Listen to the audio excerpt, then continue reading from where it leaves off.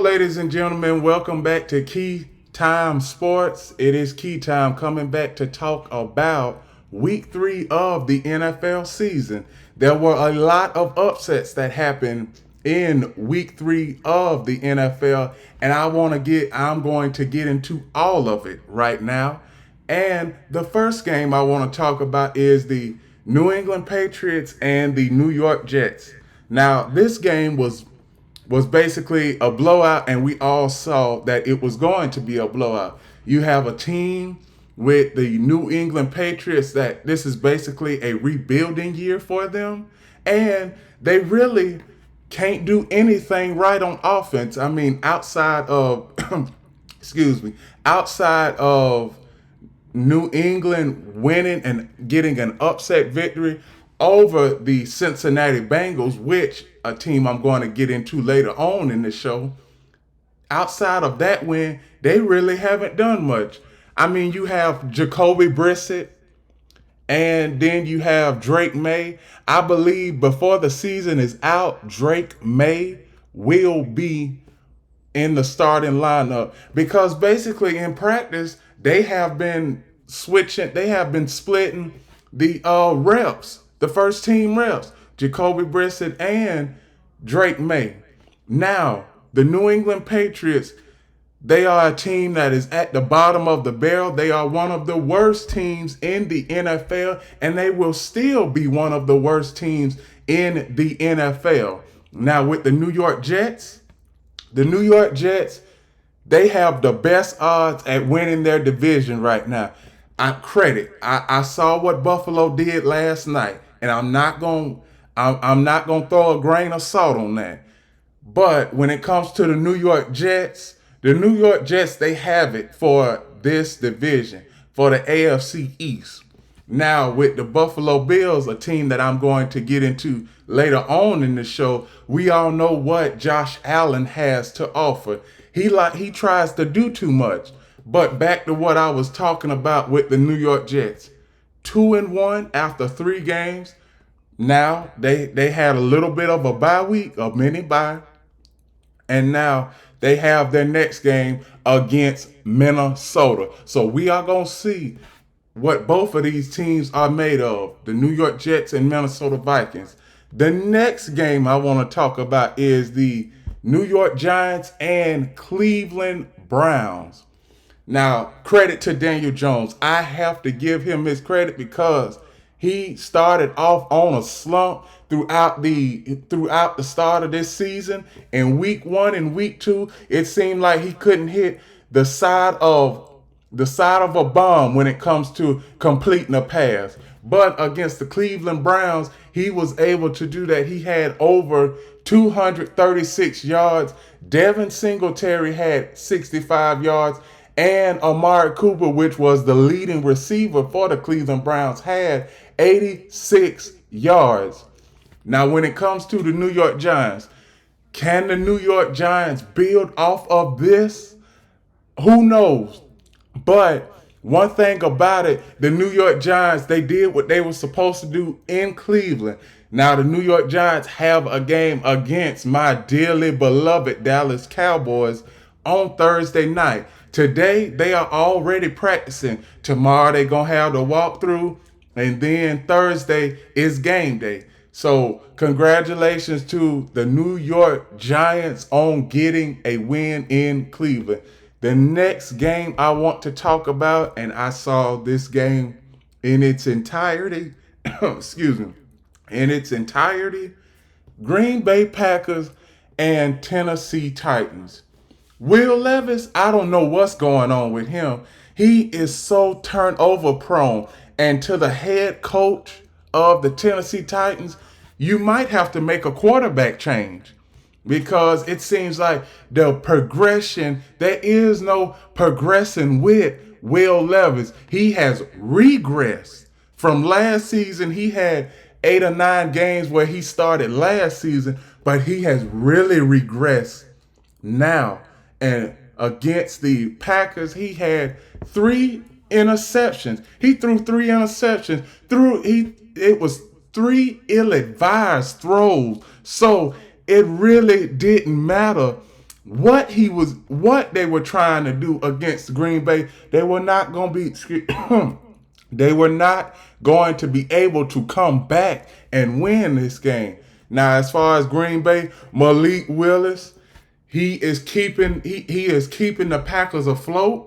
And in a couple of weeks, maybe 3 or 4 weeks, I'm hearing speculations that it will be 4 weeks that Jordan Love will come back and suit up for the Green Bay Packers. And that's all I got for the Green Bay Packers and the Tennessee Titans game. The next game I want to talk about is the Chicago Bears and Indianapolis Colts. Both of these teams are basically, they measure up the same. You have Anthony Richardson for the Colts, and then you have Caleb Williams for the Chicago Bears. Congratulations to Caleb Williams on getting his first touchdown pass versus the Colts. And congratulations on the Indianapolis Colts getting their first win of the season. Now, back to the Chicago Bears. The Chicago Bears, they are a young and upcoming team. I picked them as my dark horse to make the playoffs, and I'm still not wavering in that prediction. If I'm wrong, I will come on air and say that I am wrong. But as of right now, it's only week 3. Come back to me in about week 12, week 13, and I'm going to see whether whether the Chicago Bears are a playoff team or not. But one thing about it, Caleb Williams, he has a lot of improvement, a lot of room to grow.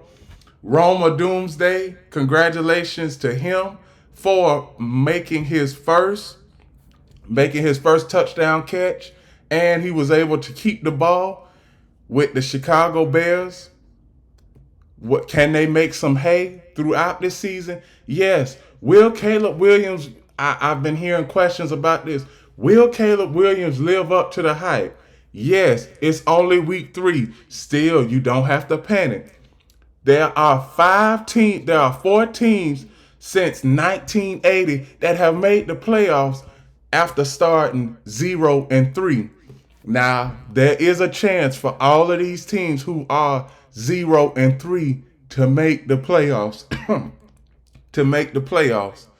Now, for the Chicago Bears, they have a tough road ahead, tough schedule ahead, and we will see what they are made of, and we will see if they are able to make it to the playoffs. The next game I want to talk about is the Houston Texans and Minnesota Vikings. CJ Stroud, he had a decent to average game after last week. Everybody said that he was wrong for patting Caleb Williams on the shoulder. But I didn't see nothing wrong with that.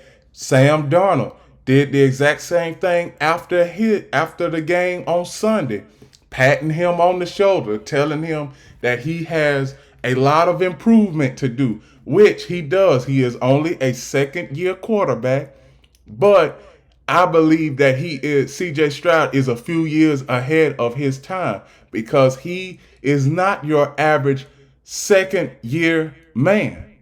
He is also a person that is really vigilant when it comes to studying a play and also getting the play down pat.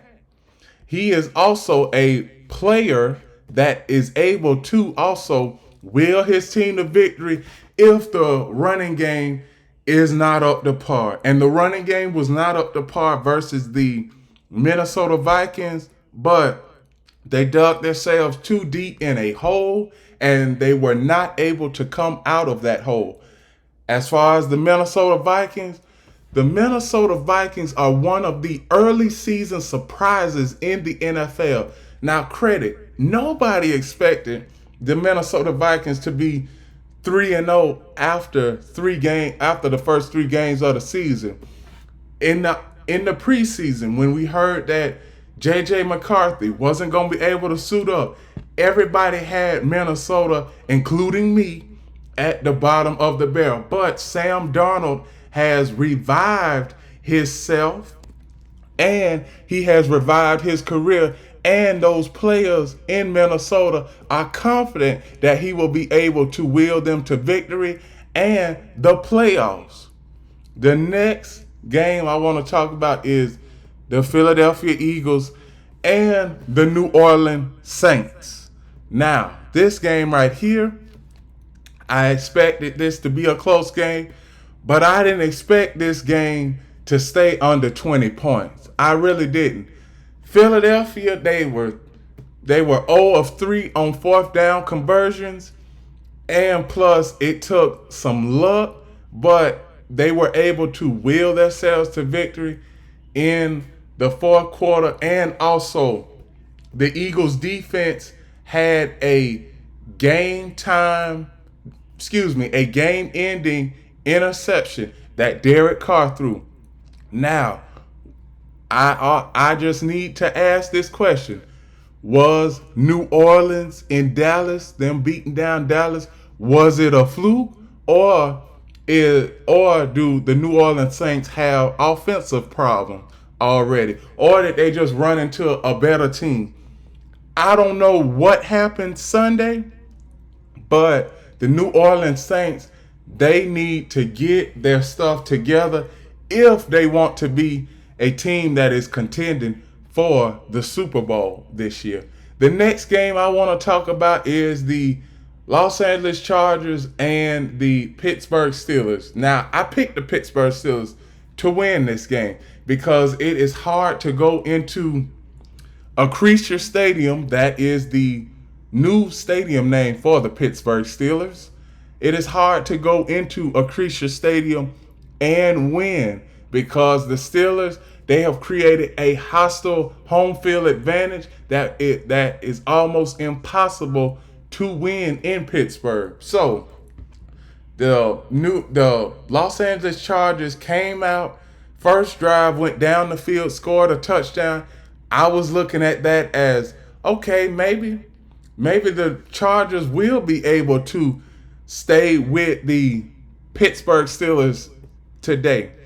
But early in the fourth quarter, Pittsburgh created separation, and the Chargers, they weren't able to make up that deficit. Now, the Chargers, what Jim Harbaugh has done with the Chargers in the first 3 games, he has made the Chargers a running team. When it comes to Justin Herbert, Justin Herbert hasn't passed for over 200 yards yet this season, and that is the blueprint that Jim Harbaugh has who has implemented. Jim Harbaugh has implemented a run-first offense with the Chargers. Now, as far as the Pittsburgh Steelers, after 3 games, they are 3-0, and they are at the top of the division. With the Cincinnati Bengals, they are at the bottom of the division, and I will talk about them later on in the show because it's not looking good in Cincinnati. As far as for this game, that's all I have for this game. The next game I want to talk about is the Denver Broncos and the Tampa Bay Buccaneers. Roughly, I saw this game roughly. So, Bo Nix, he had a good game. Baker Mayfield, he had 2 interceptions. Tampa Bay was not able to keep drives going on the field. The offense was not able to stay on the field. And the Denver Broncos defense, credit to them for getting 2 interceptions. For the Tampa Bay Buccaneers, are they able to win this division? They have the Saints that they are going to have to contend with this division. But both teams lost on Sunday.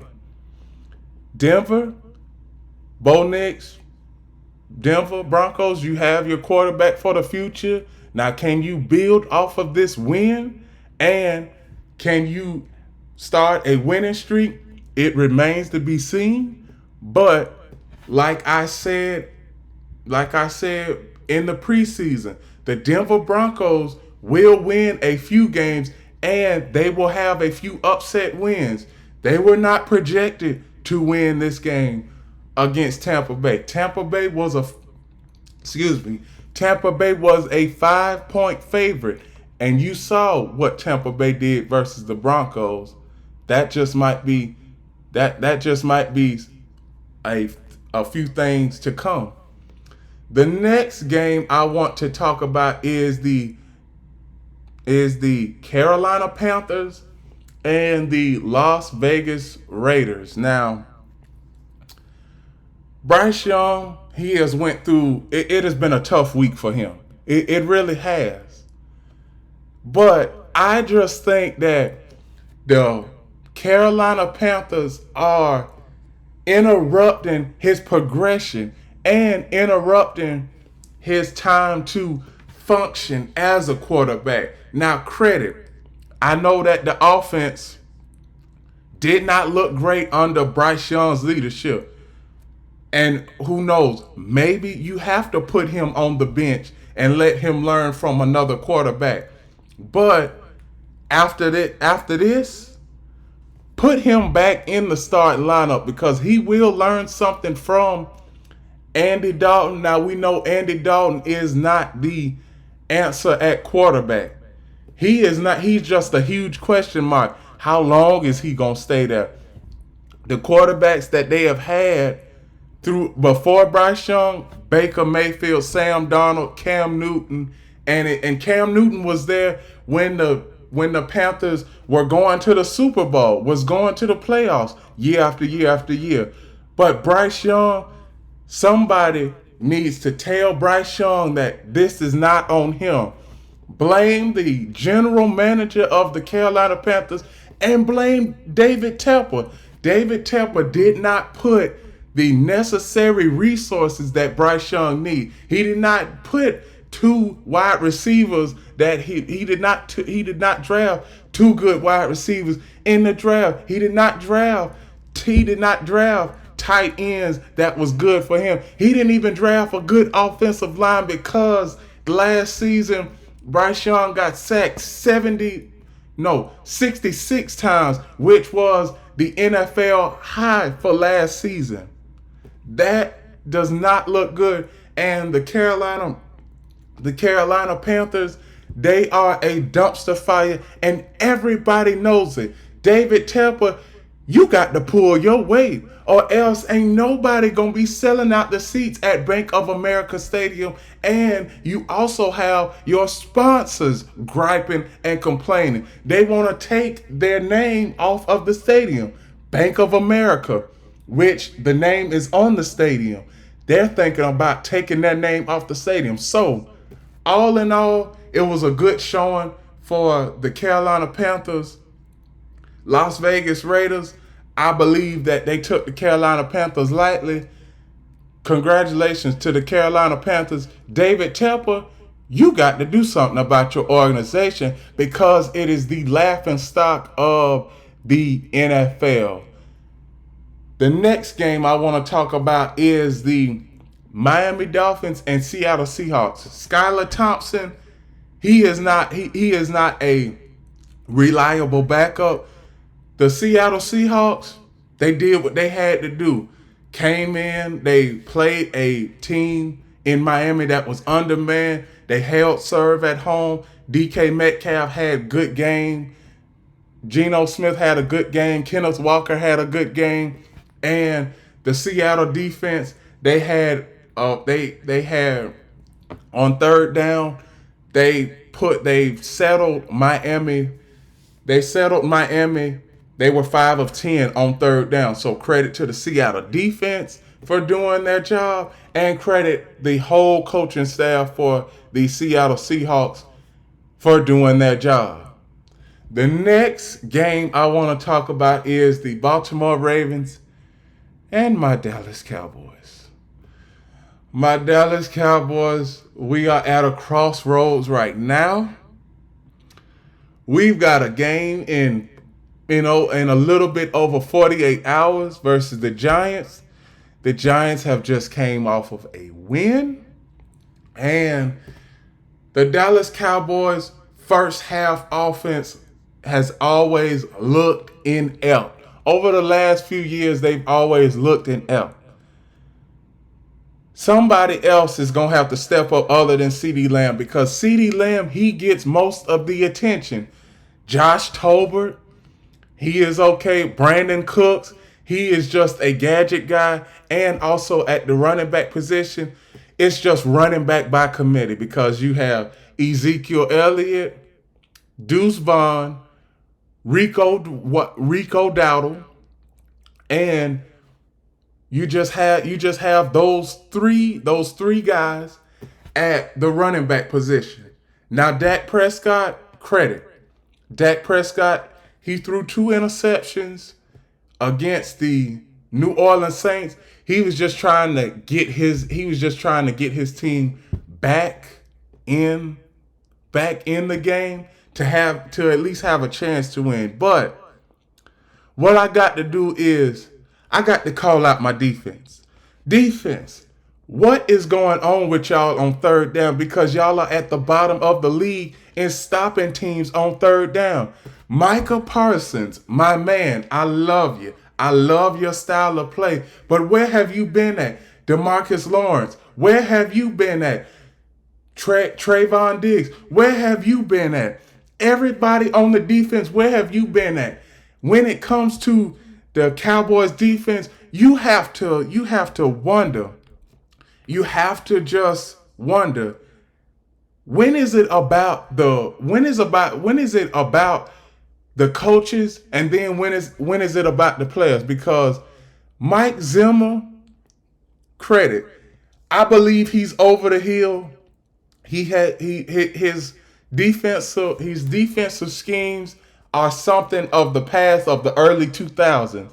But when are we going to talk about the players? When are we going to say that the players on third down, you giving up 3rd and 15s, 3rd and 20s, 3rd and 12s consistently on a consistent basis, which those percentages of the percentage conversion rate on a 3rd and 12, on a 3rd and 20, on a 3rd and 15 are, with the 3rd and 12, 35%. With a 3rd and 20, it is 27%. And with a 3rd and 10 against a good defense, the conversion success rate is 65%. So none of those third down sequences give you a 70% conversion success rate. As far as the Dallas Cowboys, Thursday night, it's a big game. This is a game you do not want to be 1-3 heading into a game with the 49ers, the Houston Texans, and you also have the Philadelphia Eagles on your schedule twice. You also have the Giants on your schedule twice, and you are facing some of the top upper echelon teams when it comes to the AFC. So Dallas Cowboys, you gotta get it together. Which also leads, I was just talking about San Francisco a few minutes ago, which also leads into my next topic. The San Francisco 49ers and the Los Angeles Rams. San Francisco, they are at a crossroads. They had the lead for 58 minutes in this game. And at the end of the game, the final score was the Rams' first lead. That does not look good. Also, you have Deebo Samuel out. You have Christian McCaffrey out. And also, George Kittle was shaken up a little bit in the game versus the Rams. So, the San Francisco 49ers offense is at a crossroads, and are they going to be able to hang with teams that have a better offense? It remains to be seen. It does. It remains to be seen. Credit to the Los Angeles Rams on getting this. Well, I shouldn't say that it was an upset. Well, yes, I should say that. Excuse me. It was an upset win because the Los Angeles Rams had no business winning this game because the 49ers had the lead for almost the entire game. But the last 2 minutes, I've been saying this, the last 2 minutes of a game, no matter what sport, that is where the game is made and lost at. That is where the game is won and lost at. And the Los Angeles Rams willed themselves to victory, made a few more plays than the San Francisco 49ers, and that is the reason why they won this game. Now, the next game I want to talk about is the Detroit Lions and Arizona Cardinals. Now, Detroit, I watched this game roughly. Kyler Murray had a good game. David Montgomery had a good game. Amon-Ra St. Brown had 75 yards and a touchdown. Arizona was last week a one-off. Who knows? Detroit was last week a one-off, getting beat by Tampa. It probably was. But Detroit, they were able to basically keep the game close and shorten the game because time of possession, Detroit dominated time of possession. Detroit Lions had 37 minutes time of possession to the Arizona Cardinals 23 minutes of time of possession. So the Detroit Lions did what they had to do, going into the desert and getting a win. Now, the next game I want to talk about is the Kansas City Chiefs and the Atlanta Falcons. Kansas City Chiefs, they have not looked great during the first 3 games of this season. And Patrick Mahomes said it in his press conference that he hasn't looked great, that the team hasn't looked great. As far as defensive side of the ball, the defensive side of the ball for the Kansas City Chiefs has been stout. They have not allowed 30 points in a game yet. Dating back to last season, the last 8 games of the season last year, they didn't allow 30 points a game. So the defense is top notch. Patrick Mahomes, he said he knows that he has to get better. Travis Kelce, he has to get better. The wide receiver core has to get better. And the other tight ends outside of Travis Kelce has to raise their game up a whole lot more. Now, the next 2 games and the final 2 games of week 3 I want to talk about is the Jacksonville Jaguars, Buffalo Bills, Washington Commanders, and Cincinnati Bengals. Now, I was at the watch party for the Jacksonville Jaguars and the Buffalo Bills, and let me tell you, that was a full-blown massacre I seen. I mean, it just seemed like from the very first drive, the Buffalo Bills went down and scored a touchdown, and it seemed like they didn't look back since. At halftime, I was at the watch party, and I saw so many fans leave the game. I mean, I saw over 500 people leave the watch party in a matter of 10 minutes. And also, as me being a journalist, people were telling me that Doug Peterson has to get it together. Press Taylor, the offensive coordinator, has to get it together. The defensive coordinator for the Jaguars has to get it together. Trevor Lawrence has to get it together. The offensive line has to get it together. The defensive line has to get it together, because this is not what you are supposed to be showing. This is not the product that the Jaguar fans signed up for. And Shad Khan, coming into this season, he already talked about player development. We got to develop these guys a little bit more. And after 3 games, the Jaguars are 0-3. They have a tough game coming up against the Houston Texans.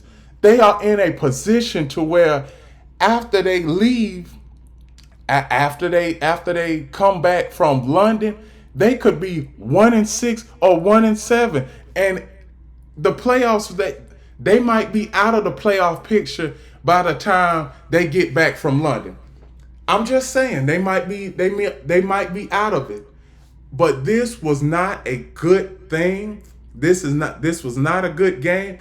And anybody that was at that watch party last night, I had a lot of people telling me that Shad Khan should give everybody a refund back and also have half off on the drinks.